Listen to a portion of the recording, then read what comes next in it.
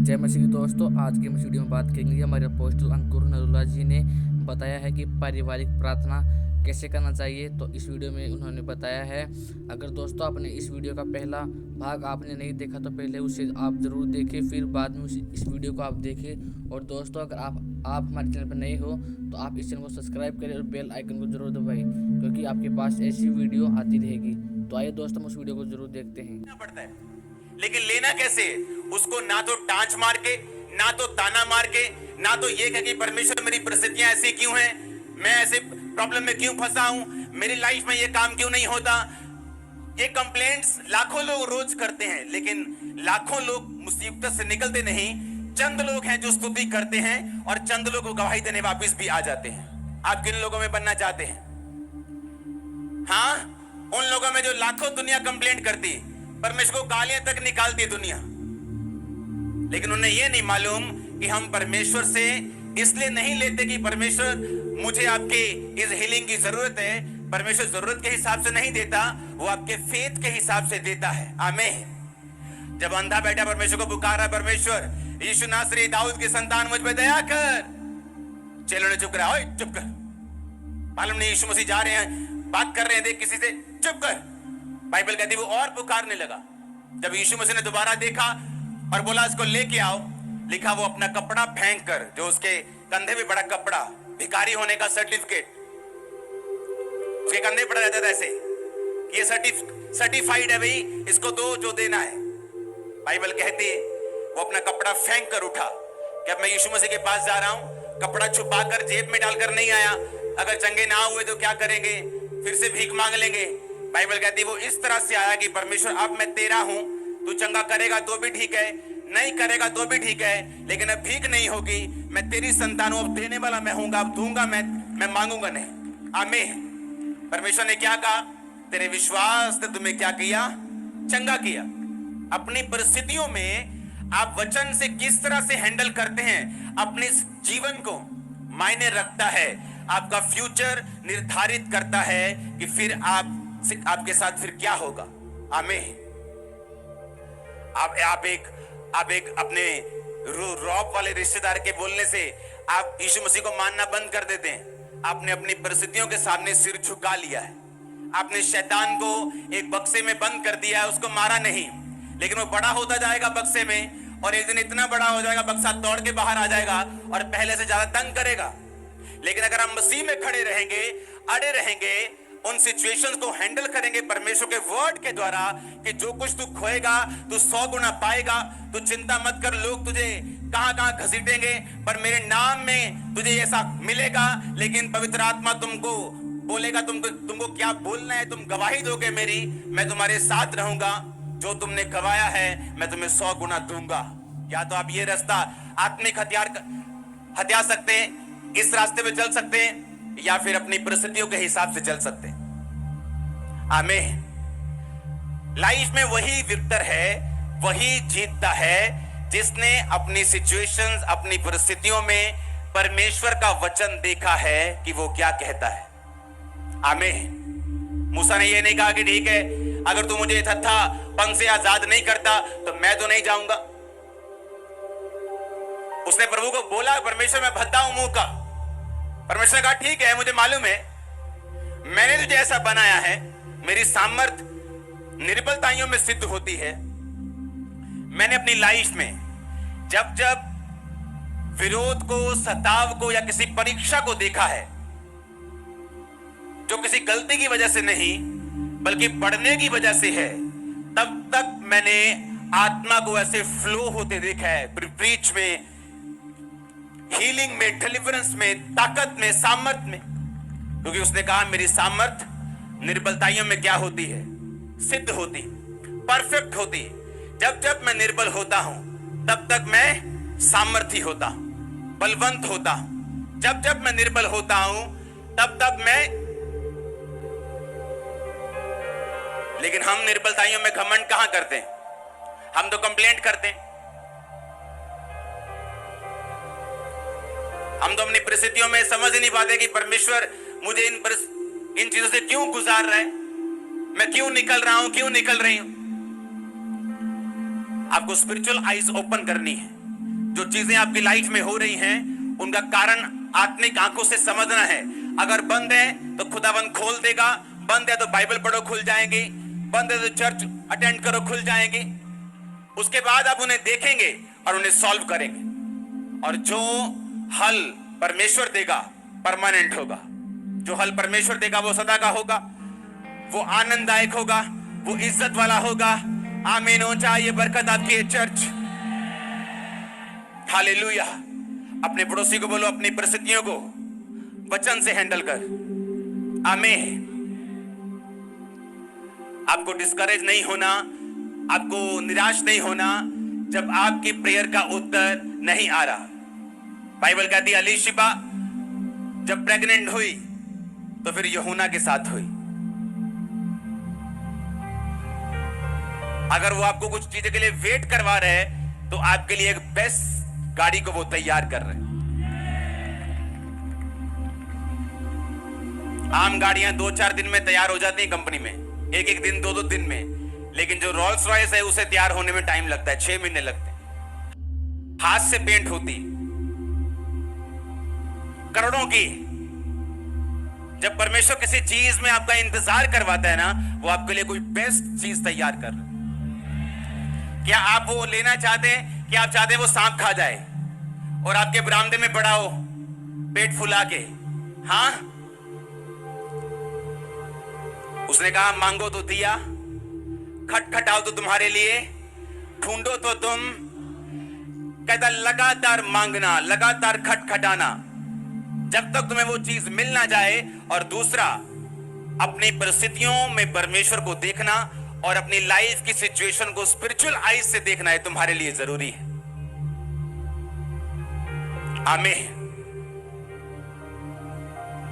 आपका पति अभी भी नशे करता है तो क्या करेंगे आप?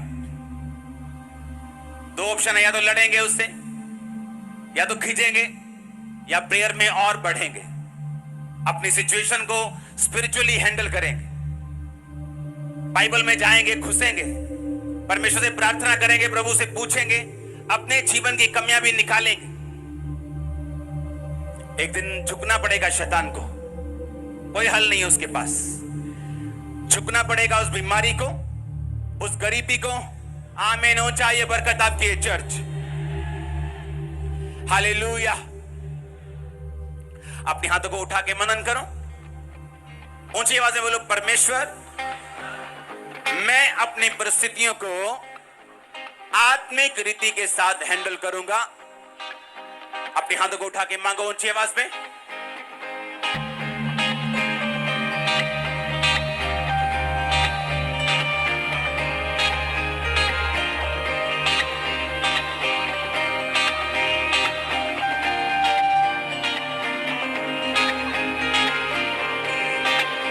हाथों को उठा के परमेश्वर आज से मैं अपनी सिचुएशंस को आत्मिक रीति के साथ हैंडल करूंगा।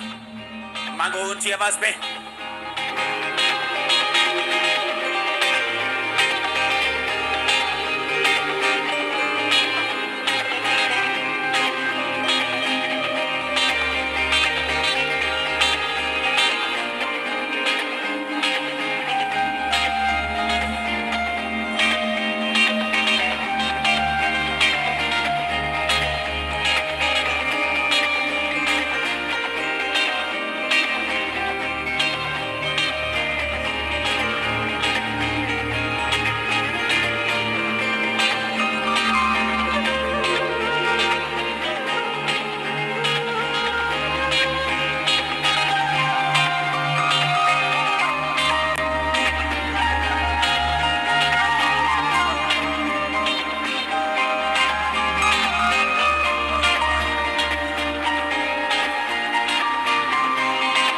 मसीह के सामर्थ्य नाम में हम मांगते हैं। सुनो मेरी बात, जब परमेश्वर ने अपने बच्चों के सामने कहा था कि शैतान तू कहां से आया, उसने कहा मैं डोलते डालते आया हूं। जब अय्यूब की बात हुई थी, हाँ या ना? तो परमेश्वर ने कहा, शैतान ने कहा था कि अय्यूब तेरा भाई जो है वो बिना लाभ के नहीं मानता। तूने उसके काम पर बरकत दी है, परिवार पर बरकत दी है, वो तेरा डर मानता है। जिस दिन तू अपना हाथ उठा लेगा, तेरा डर मानना बंद करके गालियां निकालेगा तेरे को। परमेश्वर ने कहा ठीक है, जा उसके कारोबार को, उसके घर को, उसके परिवार को छू सकता है तू, लेकिन उसके शरीर को नहीं छूना। एक ही दिन में उसके बच्चे मर गए, एक ही दिन में उसके ऊंट, उसके घोड़े, उसके सारे जानवर चले गए। आप जानते क्या? युद्ध परमेश्वर का है। किसका है? अब ध्यान से समझना, युद्ध किसका है? शैतान ये साबित करने में लगा है कि ये बंदा जब परिस्थितियां आएंगी तो तुझ में खड़े नहीं रहेंगे। और परमेश्वर शैतान को यह दिखाना चाहता है कि इन परिस्थितियों में ये मुझसे वफादार रहेगा। सुनो मेरी बात, जो अय्यूब की लाइफ में हुआ वो पहली घटना नहीं थी या आखिरी नहीं थी।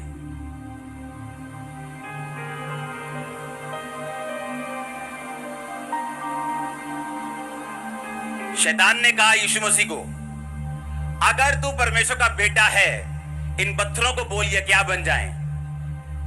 रोटी क्यों मांगी उसने उस समय? क्योंकि उस समय क्या चल रहा था? फास्टिंग चल रही थी। यीशु मसीह को भूख लगी थी और शैतान ने परमेश्वर की परिस्थिति को ही इस्तेमाल किया और कहा इन पत्थरों को बोल, ये क्या बन जाएं? शैतान को मालूम है आपकी लाइफ में क्या चल रहा है। वो आप ही की लाइफ की परिस्थितियों को इस्तेमाल करता है कि आप परमेश्वर से दूर चले जाएं या उसको परखें। और परमेश्वर ये चाहता है कि उन परिस्थितियों में हम शैतान की ना सुन के परमेश्वर के वचन के ऊपर भरोसा रखें ताकि हम ब्लेस हो सकें। अब ब्लेस होना या ना होना, ये ना तो शैतान के हाथ में है ना परमेश्वर के हाथ में है। ये किसके हाथ में है? ये हमारे हाथ में है। अगर यीशु मसीह डाउट में चले जाते तो फिर अलग सिचुएशन थी। एलिया जब राजा एक, मैं आपको फिर से बताता हूं, पीएम के भी ऊपर होता है, मालूम है कि नहीं? पीएम संविधान के साथ बंधा हुआ है, प्राइम मिनिस्टर संविधान से अलग नहीं कर सकते कुछ। राजा संविधान से बंधा हुआ नहीं है, संविधान उससे बंधा हुआ है, तो कभी भी चेंज कर देगा और राजा को कोई नहीं बोल सकता। राजा के सामने जाके एलिया कहता कि मेरे कहे बिना, मेरी जिम्मेवारी, ना बारिश आएगी ना आंच पड़ेगी। मतलब उस समय टुल्लू पंप नहीं होते थे, सबमर्सिबल नहीं होते थे। अगर मान लो एक बोर करना है तो पता नहीं कितना नीचे खोद खोद के जाना पड़ता था। उसका ये कहना कि बारिश नहीं आएगी, ओस नहीं पड़ेगी, मतलब तुम सब भूखे मरोगे। कहता मेरी जिम्मेवारी, तुम भूखे मरोगे। इतनी दलेरी रखने वाला बंदा कहता जिस परमेश्वर के सामने मैं खड़ा रहता हूं उसकी शपथ, मेरे कहीं बिना ना बारिश आएगी ना ओस पड़ेगी, तुम सब भूखे मरोगे। अभी अभी थोड़ी देर में देखना तुम क्या होता है। और जब सब कुछ हो गया, बारिश नहीं आई, फिर 3 साल 8 दिन में बारिश आई, सब कुछ जब हो गया, आपको मालूम जब उसने नबी बाल के मार दिए तो उस राजे की पत्नी इजाबेल क्या बोली कि आज मैं एलिया की गर्दन धड़ से, और बाइबल कहती एलिया भागा। जो राजा के सामने नहीं डरा वो एक औरत से कैसे डर गया? यह साबित करता है कि हम चाहे आत्मा में जितने मर्जी हो, हमें हर सिचुएशन हैंडल करने का मौका और उसका एक डिसीजन देना होता है कि मैं उसको कैसे हैंडल करूंगा। आप मेरी बात समझ रहे कि नहीं? ये नहीं कि वो एलिया था तो उस सिचुएशन को वो आत्मिक रूप से हैंडल करेगा।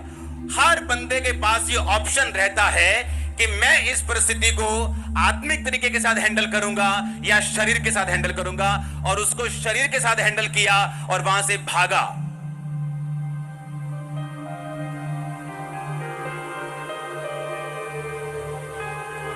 आप 10 दिन एटीएम में जाके रोज पैसा निकलवाते रहे, 25,000 रोज 25,000, और 10 दिन में आपका जो 2.5 लाख है वो खत्म हो जाए। 11वें दिन आप उसी कार्ड के साथ, उसी पिन के साथ, अच्छे कपड़े डाल के अच्छी गाड़ी में उसी एटीएम में जाएंगे, पैसा निकलेगा क्या?